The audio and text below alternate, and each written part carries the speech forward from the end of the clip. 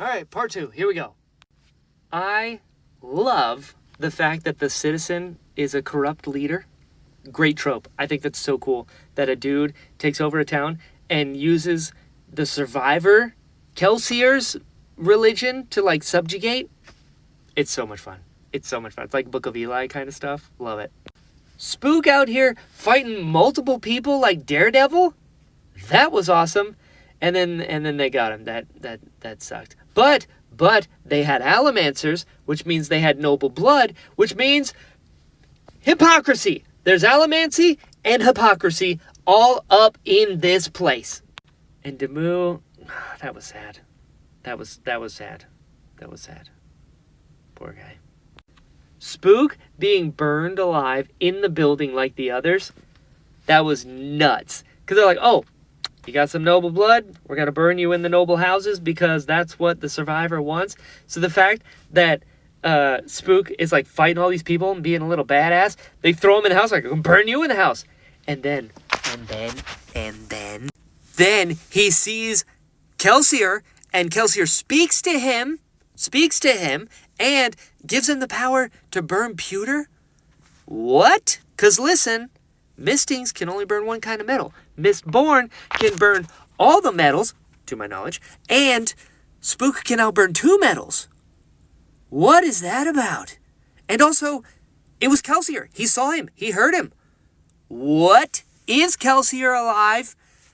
I've been sitting with this, and I'm nervous because on the one hand, I'm like, no, he's clearly not. We know what happened to him.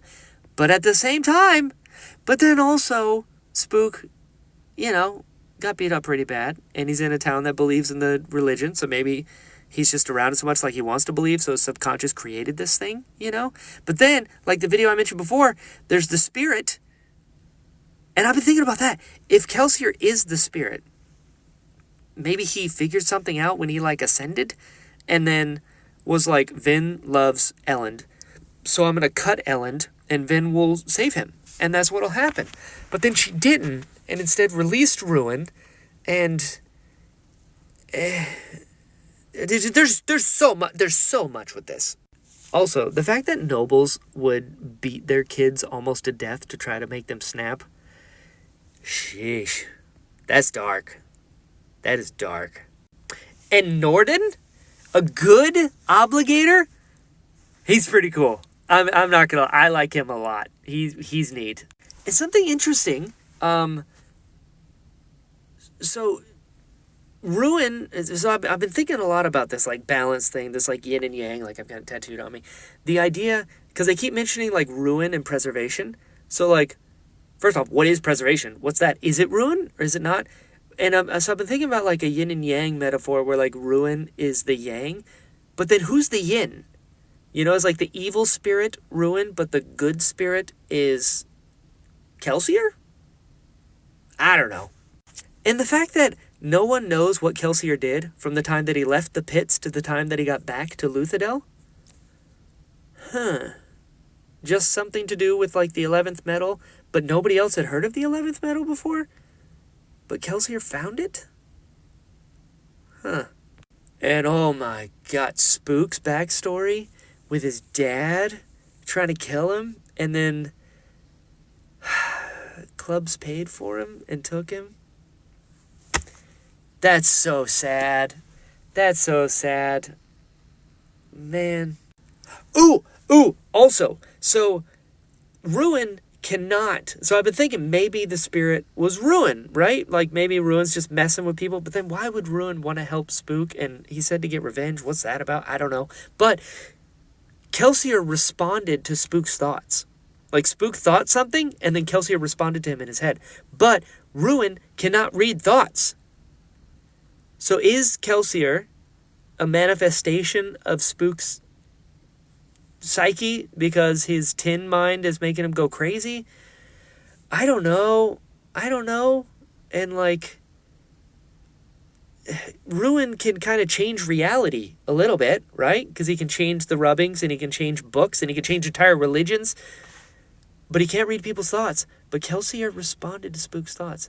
And also, the narrator, that, you know, the person who's writing the things mentioned about how the Lord Ruler would like stifle technology. He mentions gunpowder. How does he know about gunpowder? When's that taking place? To retroactively be put in the blurbs. I don't know what's going on with that, but that's bugging me. I do love that Sazed and Breeze made a fool of the citizen in front of everyone. That was pretty cool. I did quite enjoy that. When he was saying stuff and Breeze was like, oh, how do you feel that I made you say that? When he didn't, that was pretty good. I did enjoy that a lot. Vin talking to that noble lady about killing her cousin, Shan.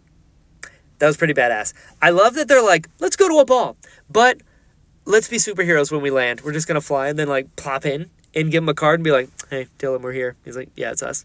That's such a power move. And they're so cool about it.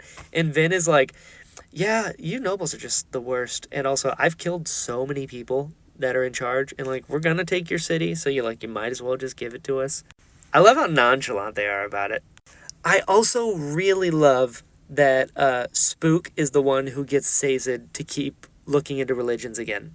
I just think that's so cool. Like, Sazed has been breaking my heart left and right. I feel so bad for him because of what happened, to where like he literally like lost faith in everything because he's so broken over Tindwyl, which, you know, same dude. But I like that Spook is like getting him back into it.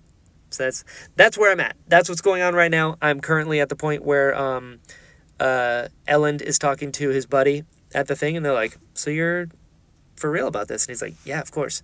So I'm there right now. I'm going to continue forward. Whew, what a ride. This has been awesome. I am so excited, and I'm terrified, and I'm nervous, and I'm excited for what's to happen, because so many things are in play and things are going. I have so many questions. So we're going to keep moving on. We are forward.